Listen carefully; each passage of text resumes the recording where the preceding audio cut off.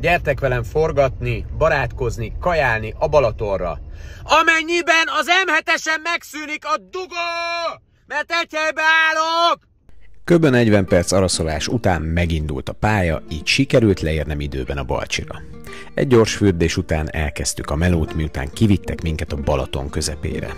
Ahogy látjátok, eléggé stresszes volt a forgatás. A lényeg, hogy sikerült abszolválni az interjúkat. És hát természetesen nem maradhatott ki, hogy beugorjak a Balaton közepén a vízbe. Mondták, hogy tempósan kell majd ússzak, ha utal akarom érni a vitorlást, ami végül csak úgy sikerült, hogy kötelet dobtak utánam és kihúztak a hajóra. Pedig esküszöm, úgy érződött a hajóról, hogy egy helyben állunk.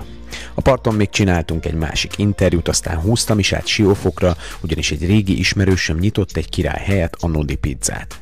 A pizzázó könnyen megközelíthető, kinti-benti résszel egyaránt. Egyik különlegessége, hogy német Nándor olimpikon úszónk összes relikviája ki van állítva. Innen is hajrá Nándi az olimpián.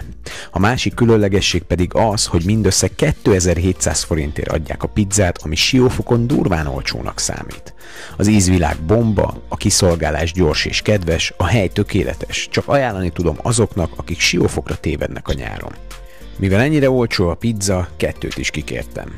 Az egyik a kedvencem, a 4 sajtos, a másik pedig egy tejfölös alapú, békönös, lilahagymás, kukoricás, csirkés, dupla sajtos mindenes volt. Mivel egész nap alig ettem, így gondoltam menni fog, de nyilván már a felénél kipukkadtam, így elcsomagoltattam, mert tudom magamról, hogy kb. 1-2 óra múlva úgyis megint éhes leszek. Balatoni nap kimaxolva, köszi reggeli, köszi Nodi pizza.